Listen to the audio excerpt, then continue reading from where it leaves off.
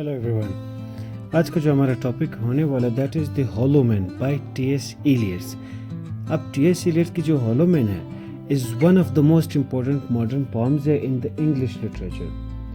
अब ये सख्त है, that is little bit difficult, लेकिन we will try our best to make it easier to understand. इसको क्लियर समझने की कोशिश भरपूर करेंगे, जिसमें हम लोग कवर करने वाले the background of the pome, complete summary, major themes, important symbols and critical analysis. इसमें सबसे पहले हम लोग बात करेंगे historical background की. The Hollow Man was published in 1925 after World War I. अब at that time क्या थी कि society was spiritually broken थी, just like in the Westland. People felt hopeless, ठीक है. The traditional जो values थी were collapsing, ठीक है. सारे जो वैल्यूज थे वो ख़त्म हो रही थी. Humanity seemed empty and directionless. अब उनके पास कोई मोड़ या कोई रास्ता ही नहीं था, या कोई मीन्स ऑप्शन ही नहीं रहा कि वो करे तो क्या करे. जिसमें मेन आइडिया ये रिप्रेजेंट करता है कि modern people as spiritually dead show करता है टी.एस. इलियट्स. वो एम्प्टी है inside and unable to take meaningful action. वो अब कोई काम करने के काबिल ही नहीं रहे, ना वो कर सकते. अब मीनिंग ऑफ द टाइटल क्या है? हॉलो मैन का मतलब क्या बनता है? Hollow means empty from inside. These hollow man symbolize modern people who are spiritually empty, morally weak होते, इमोशनली लाइफलेस होते, ठीक है.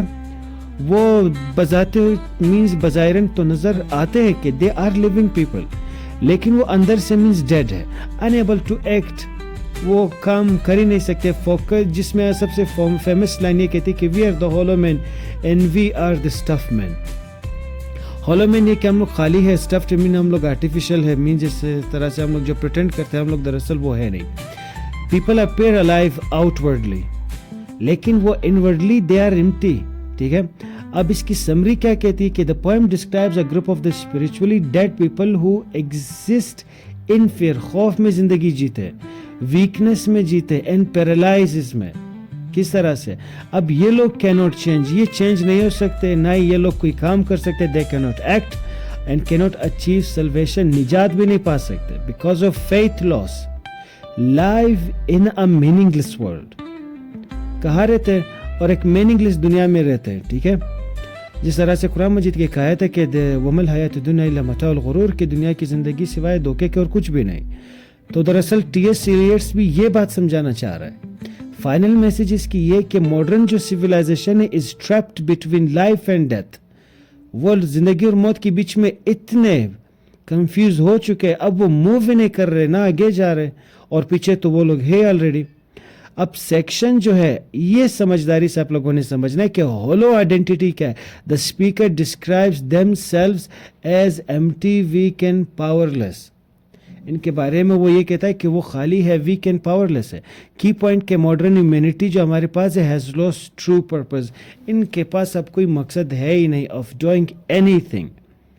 फिर दूसरा हमारे पास क्या है कि फेयर एंड स्पिरिचुअल ब्लाइंडनेस इसमें मौजूद है. खौफ भी रखते हैं और स्पिरिचुअल ब्लाइंड, इन्हें कोई चीज़ नजर ही नहीं आती. The hollow man avoid direction confrontation.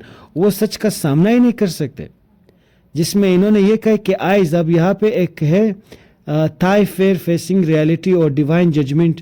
ये लोग जजमेंट का सामना नहीं कर सकते, सच का सामना नहीं कर सकते. आइज जो है वहाँ पे mean that is the from the part of that part of the same poem, the eyes represent spiritual visions and truth, ठीक है.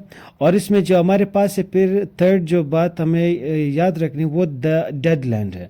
अब द सेटिंग इज ड्राई. इसने जो सेटिंग रखी है अपनी पोएम में वो ड्राई है, बैरन एंड लाइफलेस है, ताकि वो ये शो कर सके, कंपेयर भी कर सके हमारे इंसानों के साथ, ठीक है. अब like the waste land, this dead land represent spiritual barrenness. ये स्पिरिचुअल बैरननेस शो करता है इंसानों के अंदर कि इंसान जिस तरह से एक ज़मीन बंजर होती है, इस तरह से हम लोग स्पिरिचुअली बैरन है. हम लोग भी इसी तरह से, जिस तरह से ज़मीन किसी चीज़ को ज़िंदगी नहीं दे सकती, कोई पौधा उगा नहीं सकती, इसी तरह से हम भी कोई काम कर नहीं सकते.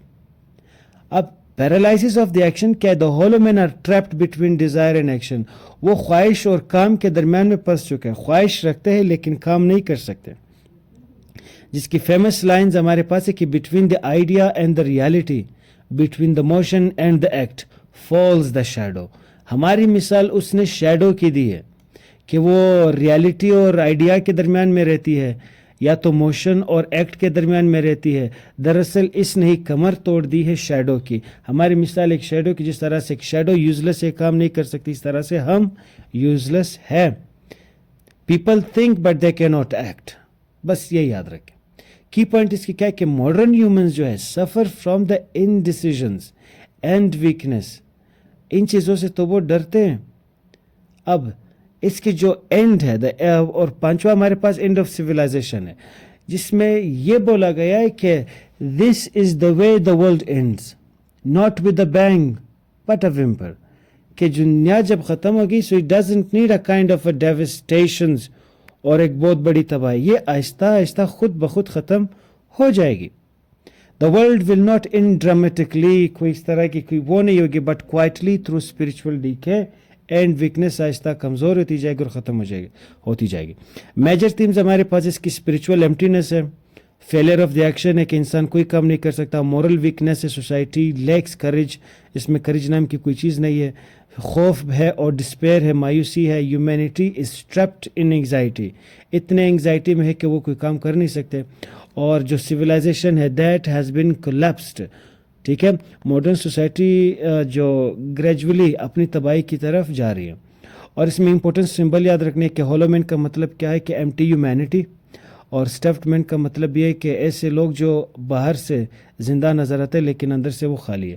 آئز جو دکھاتا ہے وہ سمبلائز کرتا ہے ٹروتھ کو، اسپرچول اویئرنیس کو. شیڈو ریپرزینٹ کرتا ہے فیئر، ویکنیس اور خوف کو. اور ڈیڈ لینڈ ریپرزینٹ کرتا ہے بیرن ماڈرن سویلائزیشن کو. Thank you so much.